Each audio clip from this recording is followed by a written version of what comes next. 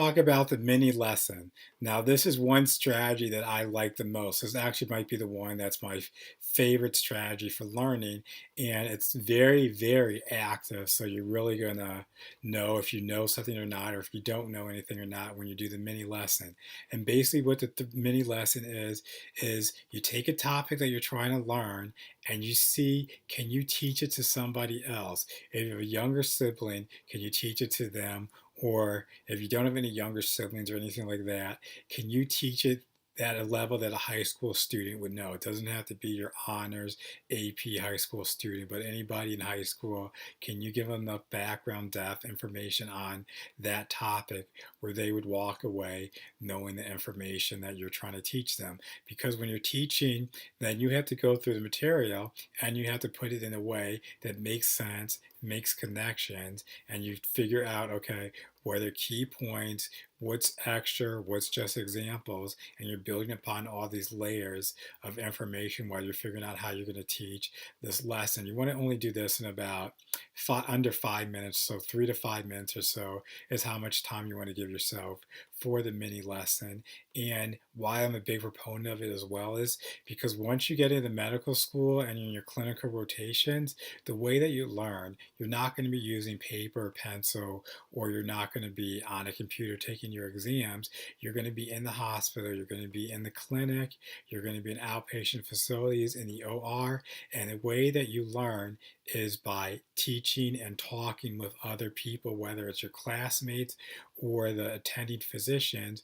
What will happen is sometimes they'll say, okay, you just walk out of a patient's room, and a doctor would say, okay, tell me everything you know about this disease process or this presentation, and you just have to go and lecture as best as you can on that topic. So that's going to kind of prepare you for that. So if you're able to do those mini lessons, that's good. I know people kind of want to hear a little bit about medical school, and so I'm going to I'm going to go off on a little tangent and tell you a story that happened to me when I was actually on internal medicine, and I was working with one of the pulmonologists, and something happened with the schedule where I'd read up on the scopes that we were going to do in the outpatient center for the day, but then my schedule got changed around where the pulmonologist is like, Jason, I'm sorry I can't work with you today. So what I want you to do is in the afternoon, I want you to go see one of the thoracic surgeons.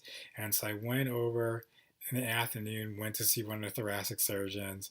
Really nice guy, everything like that. Cool, laid back. Like, oh wow, this is a really cool surgeon. This definitely can see why everybody in the hospital likes him and stuff like that. And then everything changed. We walked into the OR. He did a scope. Didn't really say too much. That was fine, cool. And then his other cases for that night were surgeries, and he started questioning me. Basically, when you hear about getting pimped, I got pimped. I I sometimes have very shocking facial expressions, so I think maybe I had one of those which you could see over my eyes under my goggles and my mask and everything like that. Because I remember the doctor goes, "What?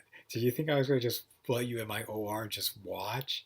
No, I'm going to question you on things." And so he just started pimping me on anatomy, on disease processes, on pathology, and I was like totally flustered. Like I knew some things, but a lot I didn't because I didn't prepare for it because I didn't know I was going to be doing any surgery that day.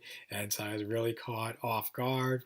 And then it got worse when the surgeon told everybody in the OR, he's like, nobody help Jason. We can wait all day, Jason. When nobody's going anywhere, I have this patient on the table. I'm going to just be operating, and I have all day for you to tell me what the answer to this question is. And it just kept going on and on, and it was relentless. So that's something you can look forward to when you're a medical student. It could be in the OR, it could be when you're rounding, it could be when you have to present a case or whatever.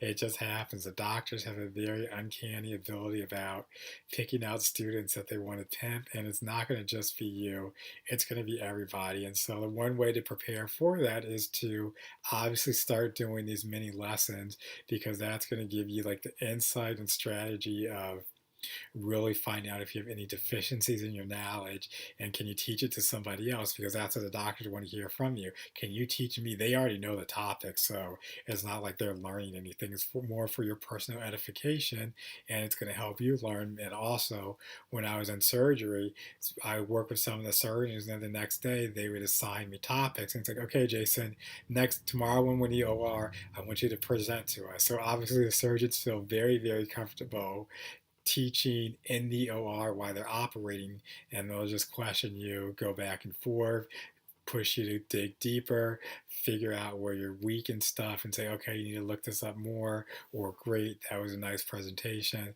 And so get ready for that. You're going to find out all of medicine really once you get beyond that second year is going to be verbal communication. So that's why I'm a huge proponent of the mini lessons and giving those lectures at a high school level to somebody that should really help you out, not only to teach to somebody else, but to help you learn the material, because it's really going to sink and stay with you when you think about how what you have in a textbook or a PowerPoint, how are you going to organize it? How are you going to say what's important, what's not important, and just pulling all those pieces together. So that's a strategy I strongly encourage you to use, the mini lessons.